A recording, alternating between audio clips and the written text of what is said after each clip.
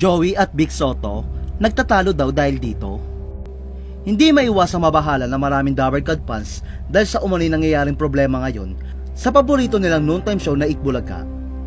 Sangkot sa issue ang mga original host ng Itbulaga na sina Joey De Leon at Vic Soto. Alam naman ng lahat na walang Itbulaga kung wala sina Henyo Joey at Bossing Vic, na isa sa mga original host ng show kasama si Tito Soto o Tito Sen. Si Joey ay malaki ang papel kaya nabuo ang Itbulaga dahil siya ang nakaisip ng nasabing iconic name. Habang si Bossing Vic ay napakahalaga rin sa programa dahil kung hindi dahil sa kanyang husay sa hosting at galing sa pagjojoke ay tiyak hindi din magtatagal ang Itbulaga.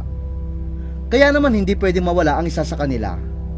Kaya nag-aalala ngayon ang maraming fans ng Itbulaga dahil sa umano'y nangyayari ngayon sa pagitan ni na Joey at Vic.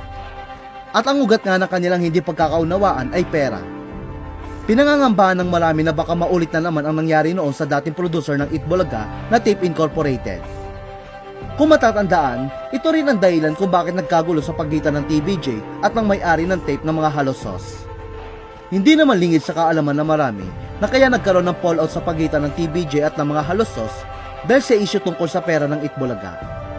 Matatandang gustong alisin ng mga Halosos ang ilang host at staff dahil nagbabawas sila ng gastusin dahil nalulugi na raw ang Itbulaga. At ngayon naman nga usap-usapan ang isiniwalat ng Philippine Star ngayon columnist Salve Asis tungkol kina Joey at Vic. Ayon kay Salve, di umano hindi nagkakasundo sina Joey at Vic dahil sa paghandle ng finances o gastusin ng Itbulaga. Nagiging mainit din ng araw ang ulo ni Joey nitong mga nakalipas na araw dahil sa gastusin ng Itbulaga. Hindi raw kasi sanay si Joey na maglabas ng pera.